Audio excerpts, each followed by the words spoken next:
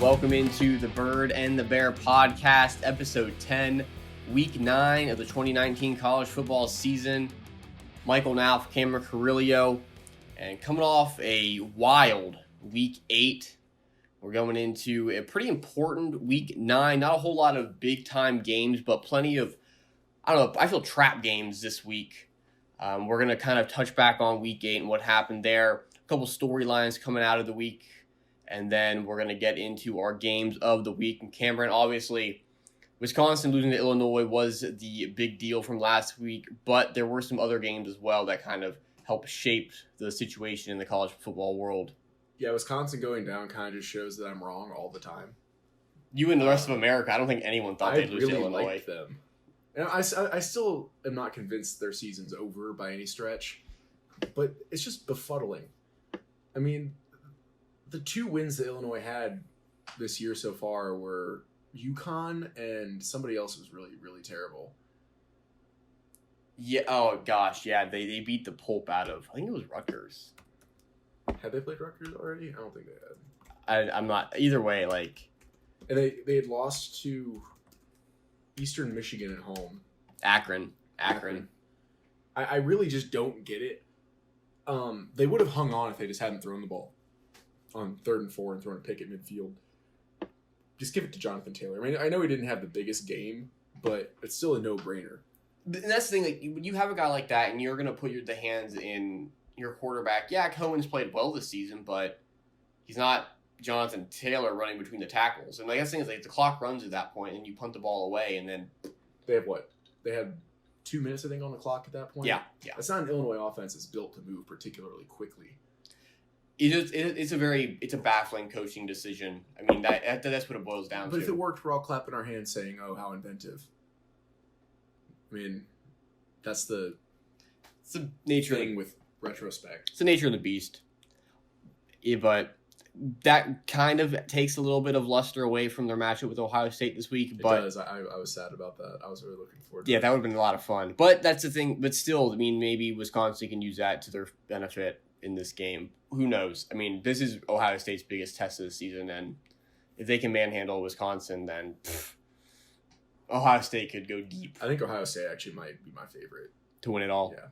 I would agree. I mean, yeah, they haven't really played the strongest competition to this point. But they've just annihilated They've everybody. dismantled everybody. They're outscoring opponents 49-8. Hard to argue with that. Yeah, that regardless of who you're playing, I mean, that's downright impressive. They're hanging up a ton of points on what are pretty decent defenses. I mean, I know that Northwestern's offense is absolutely putrid this year. 12.5 points a game, 277 yards a game.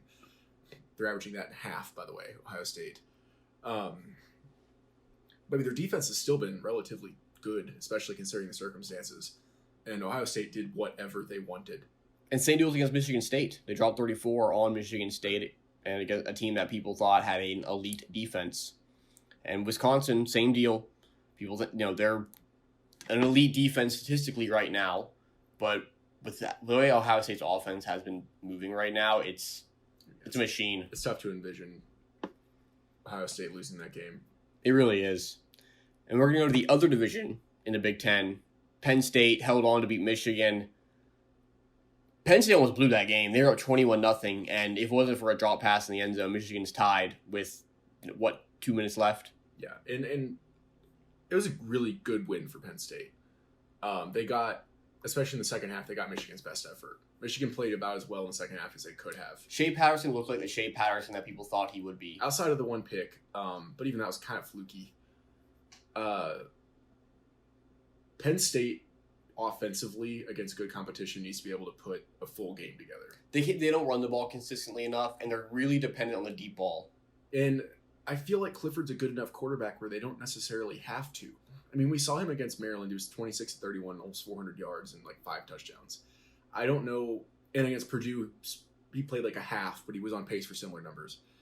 I don't understand when you have a guy like Hamler, they don't swing it out to him in the flat a little bit more and just let him work. They're really dependent on the deep ball, and it hasn't bitten them. I mean, obviously they're 7-0 and been killing pretty much everybody they've played. But I think at some point they have to become a little bit more variable in the passing game. I agree. I mean, it's very vanilla in terms of their route combinations. And their production's great. Yeah, that just speaks to their talent. They get chunk plays. They just have good athletes, and when you get them in space, and that, to your point, get Hamler the ball more in space. Bubble screens, tunnel screens. Just find ways to get him the ball other than him just trying to burn people. Yeah, I mean, I went back and watched like the condensed game, like 8-minute highlight video on YouTube of that game, and if you just watch that and not watch the rest of the game, you look at it, and you're like, wow, Clifford must have thrown for 350. No, he threw for like 190 because all of those completions were basically his yards for the day. Yeah, anything underneath, they just weren't hitting. No, and they barely tried. He was 12 of 23. They didn't have the ball very much. Michigan did a good job, especially in the second half of ball control. Honestly, Josh Gaddis called a good game. Oh, he really did. No, in the second half, he made that the reason they were exposing Penn State over the middle. I mean, they were getting good matchups in their slot guys and really taking advantage. But I think it's a good step forward for a Michigan team that really was in danger of getting embarrassed there for a while. And I thought they would be. But losing doesn't change anything. Harbaugh's still in deep water. If they lose to Notre Dame this week, his future, I think, is not even really in doubt anymore. I think he's pretty much done. I mean, he's not going to get fired, but I don't think he's going to get his contract renewed after next season. I mean, you got to think, if they lose to Notre Dame this week, they're looking at an 8-4 season. Yeah. There are other losable games on the schedule. Michigan State always gives them shit. Michigan State's not good this year, but they've beaten them when Michigan State wasn't necessarily good before. So, I don't know. The Big Ten is an interesting conference this year. Maybe not for watchability, but in terms of dynamic, the results week to week are very interesting. Yeah, and we were talking about Minnesota before we came on here, just how wacky it is for them in the Big Ten West. The thing with Minnesota is they've played nobody, but they're Minnesota and they have been a nobody. So it's kind of interesting to see them beating these teams that they would ordinarily lose to, like Purdue and Nebraska. Right. And I mean, I think they have 9 wins in them. I mean, they're about to get their 8th win, more than likely. Yeah. This weekend they play Maryland, and it's a bye, and then it's their first real test when they host Penn State. I mean, we'll know then what Minnesota's made of at that point. But it's good to see the Golden Gophers relevant. It's kind of nice. I like seeing different teams do stuff like SMU, who's really struggling right now. Actually, yeah, they're playing in Houston at the moment. We're gonna get to SMU a little bit later in this. But we're gonna go out west to continue on here. Oregon, a really impressive comeback win against Washington last week. Justin Herbert balled out. He played an excellent game, and the Oregon defense they held Jacob Eason in check when they needed to. Yeah, when they needed to was a key. I mean, he threw for 290 on 70% completions. But you're right. It felt like, especially in the second half, Eason was throwing for yards, but they were, in a lot of cases, almost empty yards. Like they were rushing him. They were, oh, you idiot. They just dropped a wide open flea flicker. Where the hell was I? Oh, yeah. They were flushing him out of the pocket. They were making him run, making him get to his checkdowns. So I thought Oregon's defense would actually play better. I did too. But at the end of the day, I thought they did what they needed to do. And that fourth down touchdown, at the end of the third quarter was the key to the game. It changed the momentum entirely. Great play call, by the way. Yeah. I mean, and that's the thing. Oregon, I mean, that's their best win of the season to this point. I mean, going into Seattle and winning is not an easy place to play. I mean, that's a tough environment. Yeah. Both quarterbacks actually played very, very well. No, and Eason, I mean, that's Eason at his best. And when Eason's on. And Washington can hang with anybody. That was a hell of a game. Yeah, it was fantastic. I mean, it went down to a 4th and 3. Yeah. With inside Oregon territory towards the end of the game for Oregon to hold on. But it just kind of sucks for Oregon that even if they finish 11-1 and win the Pac-12 title, like they're not even going to get a whiff at the college football playoff unless something crazy happens. It would take craziness, especially in the SEC. It would take a bunch of teams in the SEC losing another game or two. Yeah, I mean, you got to think if it's possible but highly unlikely that everyone in the SEC finishes with 2 losses. I think right now you're looking at the top 6 teams right now are teams that could all beat each other. 7 on, that includes Florida, I'm not sure could really consistently hang with any of those top 6. So that's the thing is, someone's going to be a loser between LSU and Alabama. Penn State or Ohio State's going to get a loss because they play each other. So at the end of the day, there's going to be only three, at the most, 3 Power 5 undefeated teams between Clemson, or 4, excuse me. There could be 4 between Clemson, Ohio State, Oklahoma, and then either Alabama or LSU. That's the max we're at right now. And, if let's say that both Alabama and LSU have lost, well, a 1-loss SEC champ is getting in over Oregon. Yeah, definitely. So it would take 2 losses in the SEC, or I don't know. Do you put a 1-loss Oregon over like a 1-loss Clemson? That's an interesting one. I think a 1-loss Clemson and a 1-loss Oregon are probably both out. Oh yeah, Clemson can't lose. Clemson can't lose. Clemson can't lose. Their SOS is so weak. Their wins haven't looked great for the most part. Yeah, they can't afford it. I would put in a 1-loss Oregon over Clemson. I do too. I mean, because you got to look at who they've beaten. They were there with Auburn. Should have beaten Auburn. They had Auburn dead to rights. That game was over. They have a ranked win over Washington, who's 25th at the time. They're still going to play a ranked Arizona State team. In Utah. And then probably play either of those teams again in the Pac-12 title games. More than likely will be ranked as well. I mean, that's a better resume than anything Clemson has right now. The only thing that Clemson has going for them is that they're defending national champions. Yeah, and at least the Pac-12 has parity division-wise. In the ACC, you can't say that. I heard a stat earlier.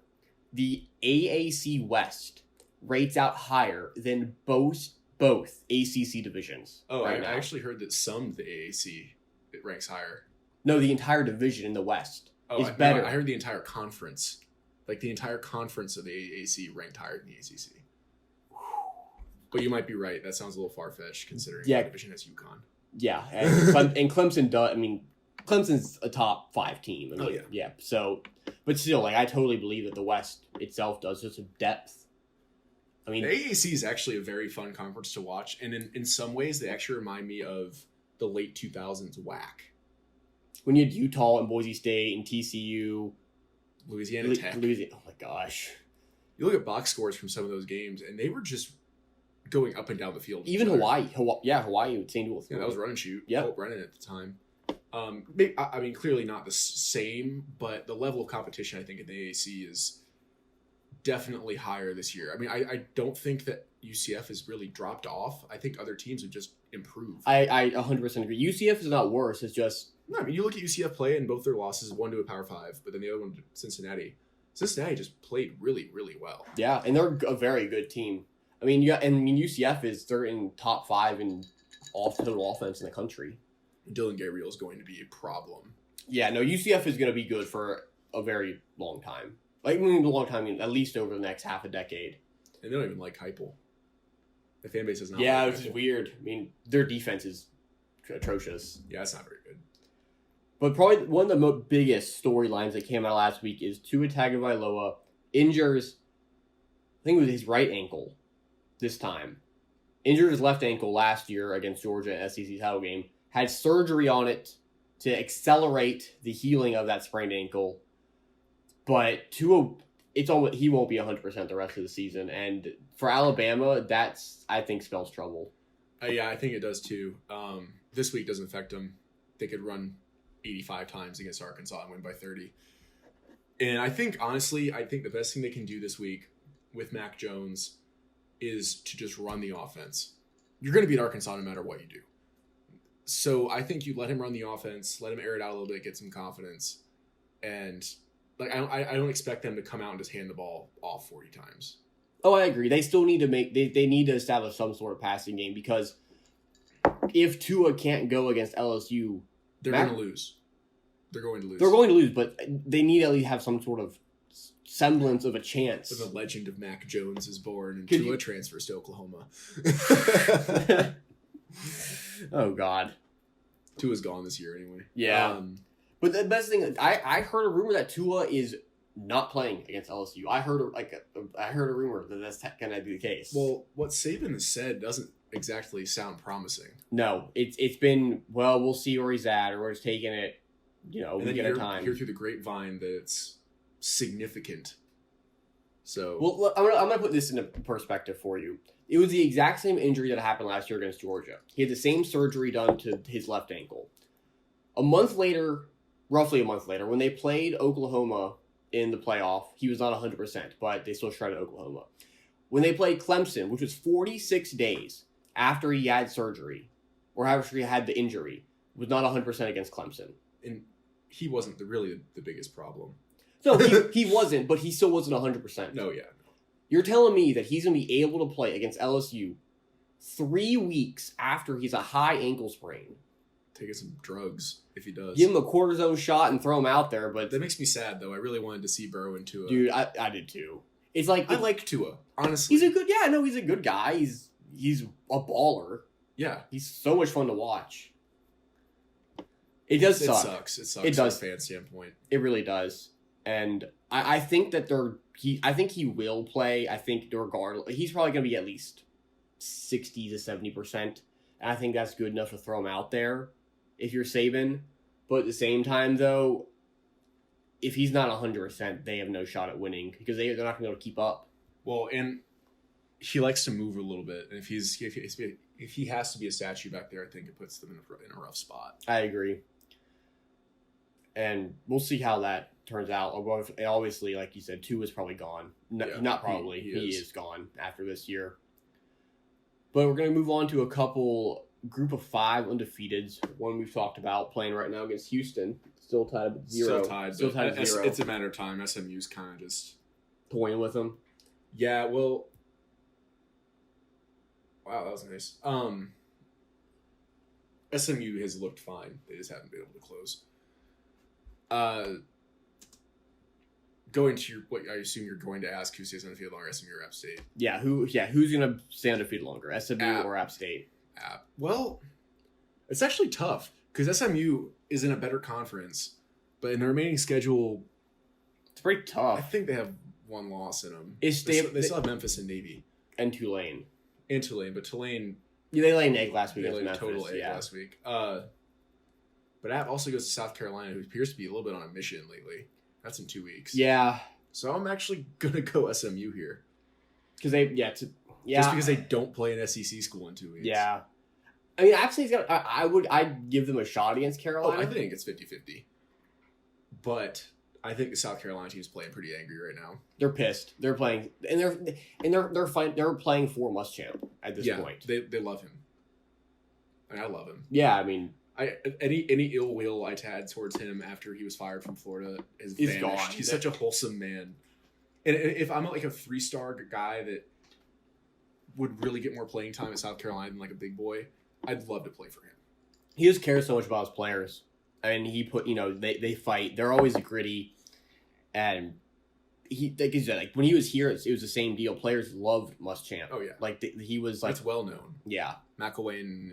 No, they didn't like that. McElwain was not really. Some of them like McElwain a lot, but there's between liking someone and like really viewing them as like kind of an extension of your father. Yeah, which Muschamp has in spades. You can tell. Yeah, his passion for the team that he's on it's there.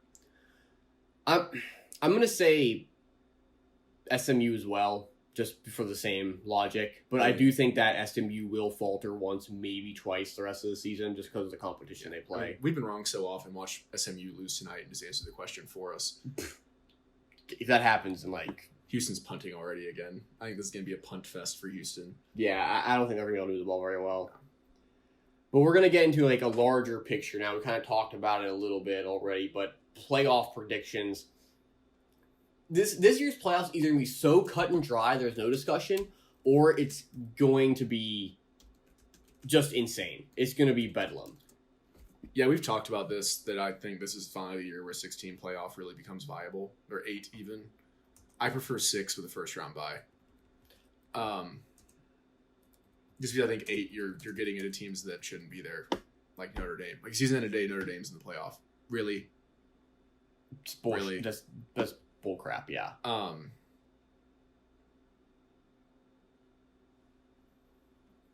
I think right now, Ohio State for sure. Both Bama and LSU, subject to change depending on how they play each other, and Oklahoma. So you would put Clemson out. Right now, yeah.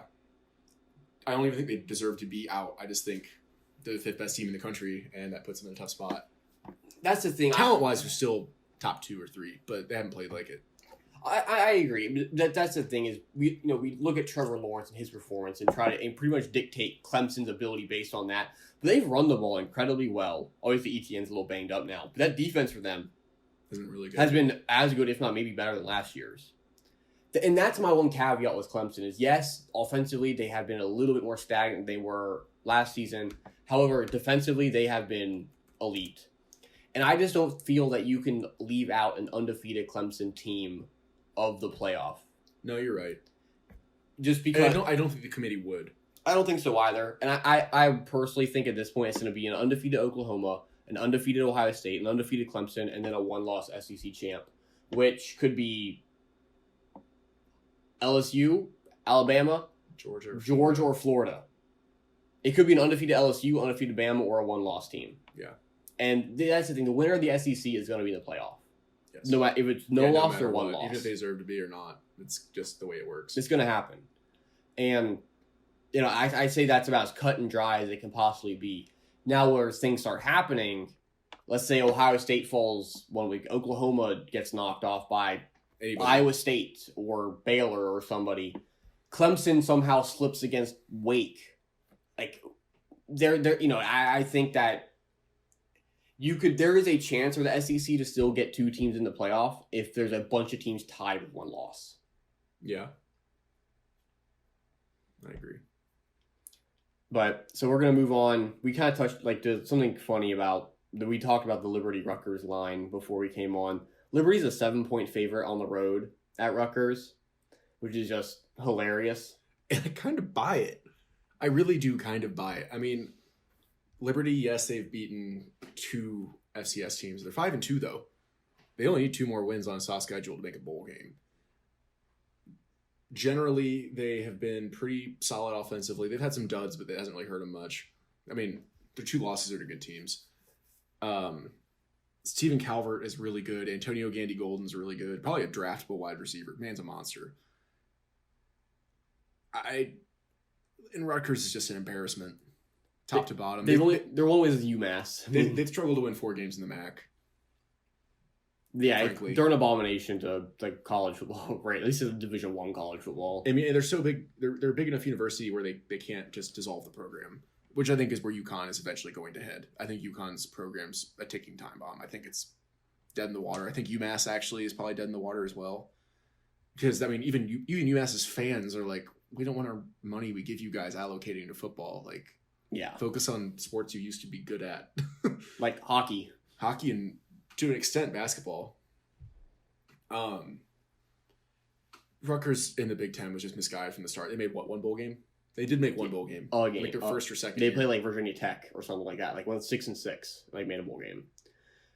They should definitely drop. They should, conference wise, they should be in the AAC or the MAC or something. And they screwed themselves so badly by putting themselves in a Power 5 conference. You can't really extricate yourself from the situation because the Big Ten really doesn't seem to have any designs on kicking them out. And that's the thing, because if they kick Rutgers out, they need to find a replacement. And the only region that they could really get one from is the MAC, and everybody in the MAC sucks right now. But I mean, they pulled Maryland from the ACC and Rutgers from the Big East. I could see Pitt. But Pitt's there's so many traditional matchups between Pitt and schools in the ACC at this point, I feel.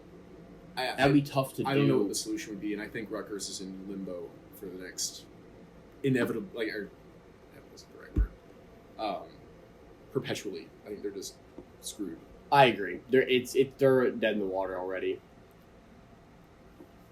All right, we're gonna go to your hot takes now, Cameron. I don't even remember. Probably not. I don't even remember what they are anymore.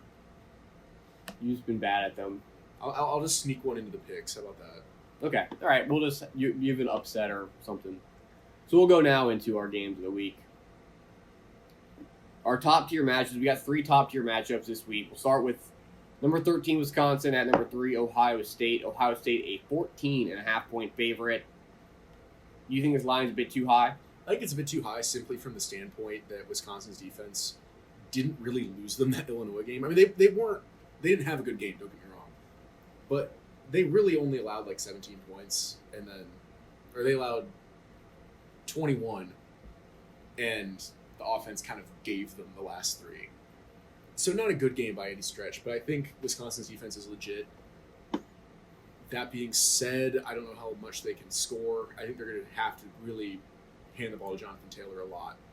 They have to eat clock.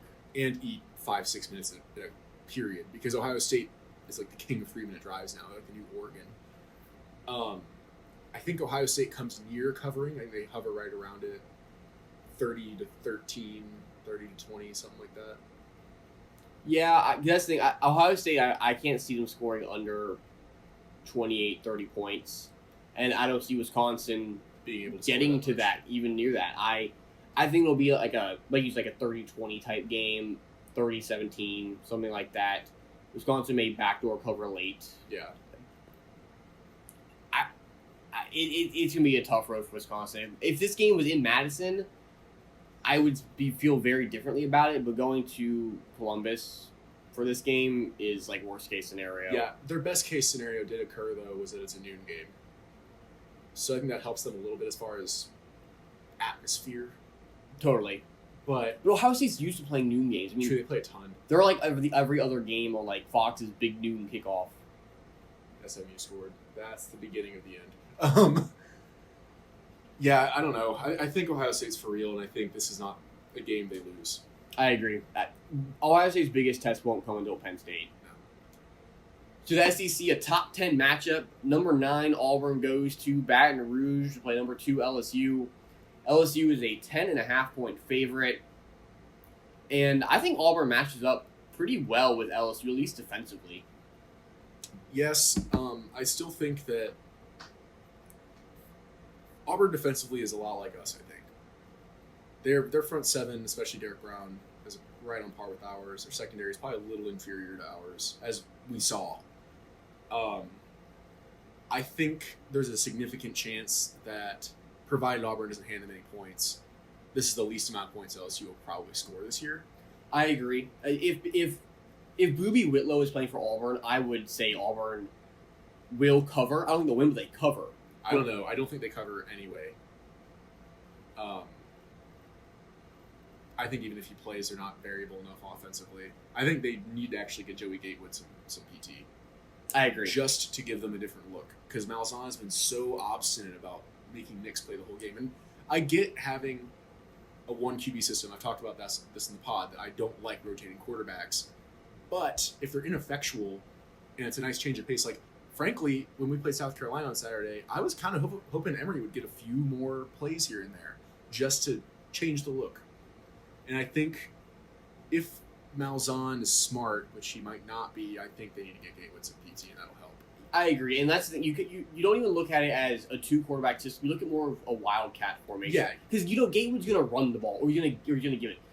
Just run like some jet action with him and Anthony Schwartz or something like that. Get some linebackers flowing. Get something different other than Bo Nix handing the ball off or having to draw back or scrambling for his life.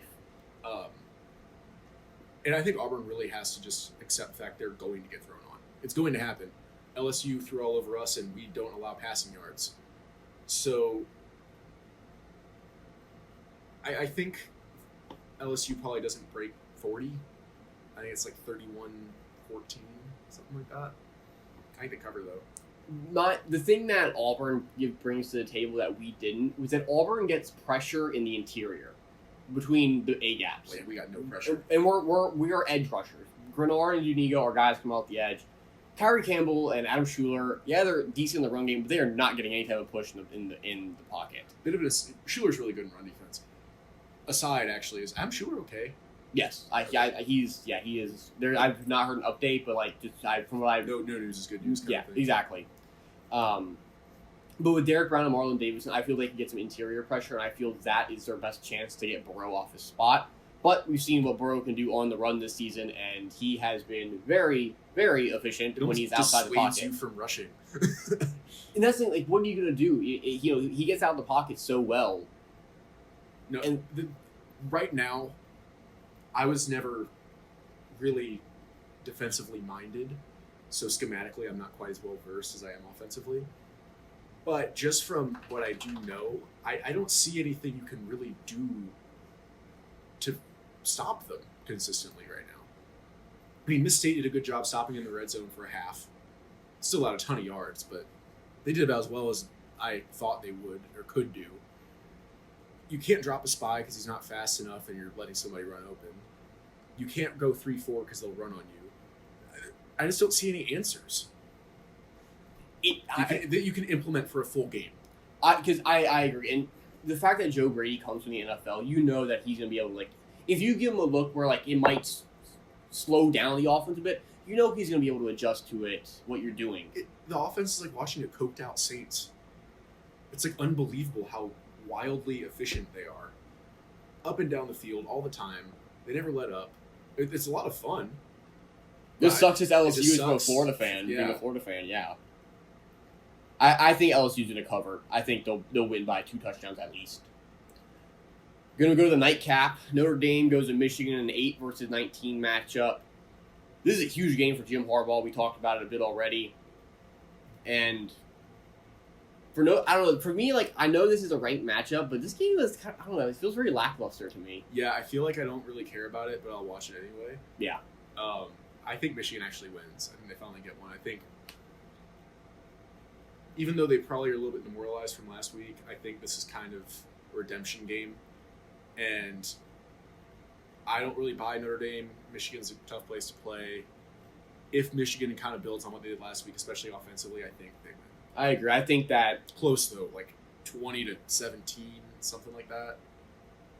I agree. Probably not the prettiest game to watch in the world. Yeah, it's gonna be ugly. And I mean, last year's game between the two was 24-17. Nothing. It wasn't anything crazy. I barely remember. I don't think I watched it. I mean, this line's even for a reason. I don't know. I'm not sold on Notre Dame either. There's just something very plain about them. I'm gonna take Michigan as well. I think they win with a kind of a similar score. You said 24-20, 2017, something like that. And because just Harbaugh needs this. He really, really needs this game. Yeah, that doesn't even mean anything. But I don't know. It's a curious game. Yeah, it's interesting. But really, in the whole vast scheme of things, it means squat. Yeah, it doesn't. I mean, for Notre Dame, it keeps them in the conversation. I want them out of the conversation. But that's the thing is, like, how can to me you can't even justify keeping them in the conversation. Because if we're going to apply the transitive property to Oregon with their loss to Auburn, well, you're going to have to do that with Notre Dame's loss to Georgia, and then to South Carolina, and then so on down the line. Yeah, transitive property is only fun on Twitter. It is. No, it is. But that's the thing. But that's the thing. Oregon's going to get that treatment because of Auburn. Whether it be something silly that fans do. That's kind of why Oregon is still ranked out of the top 10. Is because of that loss to Auburn, and then what? And they're punished for being in a conference that sucks. Exactly. And I mean, Notre Dame's independent. Like, they're not even in a conference. No. Which isn't as big of a deal to me as it is to other people. I mean, if you go back 8 years, 9 years, Notre Dame's schedule was a gauntlet. It was terrible every single year. USC, Stanford, Michigan, Michigan State, just awful. And now that those teams aren't that great anymore, it looks worse. But it used to be crazy with Michigan. Michigan always kind of decent. But that's the thing is, like, when you look at teams that schedule like Power 5 games, like for example Oklahoma and UCLA. Well, when Oklahoma scheduled them, UCLA was pretty good. It's not Oklahoma's fault that UCLA sucks now. I honestly think this is kind of neither here nor there, but we're scheduling all these games with like Utah, for example.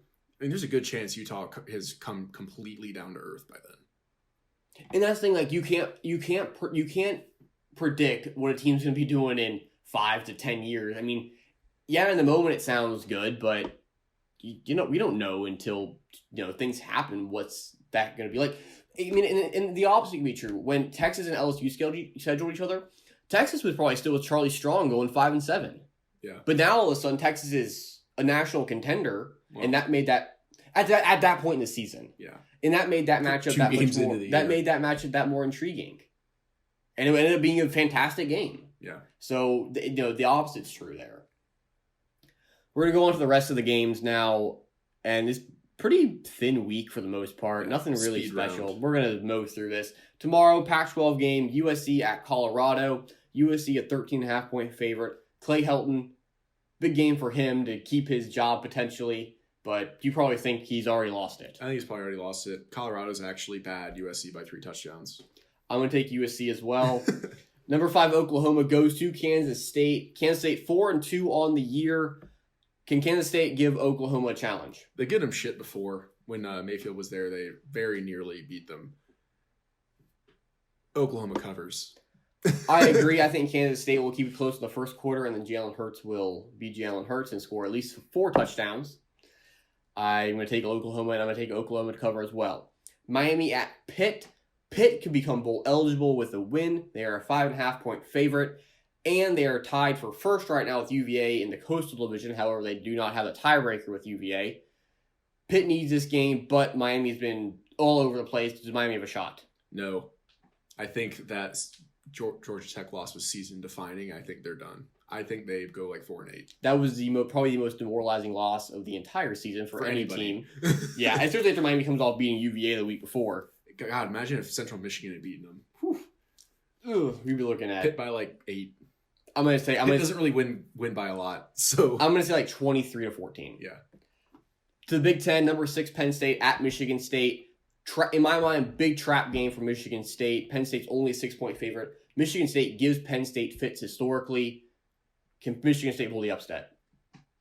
Maybe. This is one that I was kind of thinking about. I think Penn State still wins like 21-17, something like that. I'm not as sold on this game being a blowout by any means. Because of how much look, I'm gonna read you the series history here between these two teams. Since 2010, Michigan State is 6-1 versus Penn State. That's pretty funny. Yeah, and that is Penn State was ranked 8th last year, lost to Michigan State. Ranked 7th the year before, lost to Michigan State. I mean, if you're betting a game this week, I honestly think this is the best game to bet on. It's also going to be raining all day. That plays into Michigan State's favor tremendously. This is going to be like 17-13, something like that. I'm going to take Penn State, but Michigan State will cover, I think. Okay. To the Big 12, number 15 Texas goes to 3-3 TCU. Texas is a 1-point favorite. Texas by 14 at least. I agree. TCU has not been good, especially offensively. They've been really anemic. I'm going to take Texas as well, obviously, to cover. They're not going to win by 1 point. Staying in the Big 12, Oklahoma State at number 23, Iowa State. Iowa State picking up a lot of momentum. Brock Purdy playing at the level that we thought he would be playing at this season. Iowa State, can they challenge the Big 12 title game now? Yes, I think they're in pretty good shape. Obviously, Baylor needs to lose. But I think Iowa State wins here by around 10. I think that line's about accurate. Yeah, that's a good line, I feel. I think it's to be something like 30-20, 30-21 in that ballpark. Iowa State takes it. I need Brock Purdy to do well because he's replacing Tua on my fantasy team. Going to the ACC, UVA goes to Louisville. UVA a 3.5-point favorite, but Louisville definitely a formidable opponent. They're competent. UVA is shown flashes of looking really terrible. I like Louisville here. Taking the upset here. It's not that big of an upset. It's 3.5, yeah. I don't know. This is a toughie. Yeah, I really thought this is because I like the way Louisville's been playing to this point. Even though they got crushed by Clemson, I thought they had a respectable showing. Really defensively. I mean, if it wasn't for a couple of freak plays by Justin Ross and this game's a lot close. That game's a lot closer than what it indicated. I'm gonna take Louisville as well. I'm gonna take them here too. The AAC, Tulane goes to Navy. This is a huge matchup for the West. Tulane laid an egg last week against Memphis. Navy's only loss was to Memphis, and they played them very respectably. Navy a 3.5-point favorite. Who you got? Navy. They played really well this year so far. They've been impressed. They're kind of getting back to where they were when they had coming off a 3-10 year. Looked a lot better. Yeah, no, I agree. I'm gonna take Navy here, and I'm gonna take Navy probably by 10 points. Yeah, I think it's about right. To the Eastern Division, the AAC, a really big game to decide that conference. UCF goes to Temple. Both teams are 5-2. UCF a 10.5-point favorite. Who you got? UCF by around 10 again, actually. I'm going to take UCF as well. I think their offense will be too much against Temple, and SMU kind of exposed Temple last week. Throw. A lot. Yeah. And that's exactly what UCF does very, very well. Final game of the week we're going to pick out in the Mountain West. Utah State goes to Air Force. Air Force is a 3.5-point favorite. And this is a big game for the Mountain Division. Also extremely difficult to pick. I know. I'm going to take Utah State. They've played fewer games than almost anybody in the country so far. But they've looked really good when they've won. And I'm going to take them here. Okay. I think Utah State's roughly on par with Boise State. Boise State handled Air Force pretty easily. I agree. I think Air Force just the competition they played hasn't been anything special to this point. And then obviously Boise State took them to behind the woodshed. It wasn't ugly. It was 30-19. It wasn't too bad. But I think Utah State's a really good football team. I do too. I mean, Jordan Love's his numbers haven't quite been there this season, but he's still been very consistent. Well, he's gotten hamstrung a little bit by playing good opponents a few times. Played one half in their 62-7 win over Stony Brook. Then played in rain at least once and played in snow last week. So it hasn't exactly been optimal weather for him. I'm going to take Utah State here as well. Air Force they'll hang with them for sure, though. Yeah, it's going to be close. Yeah, it'll be a fun one. That was the fastest we've ever gotten through a slate of games. I know. Efficient. But that'll kind of end our segment here before we go into a very important Week 10 next week. Huge games next week, including Florida, Georgia, Penn State, Minnesota. No, Penn State, Minnesota the next week. What am I thinking? But still, a pretty big week leading into the back half of the college football season. Teams only have 4 to 5 games left on their schedules. It's crazy, dude. This flown by. It has been a fast season.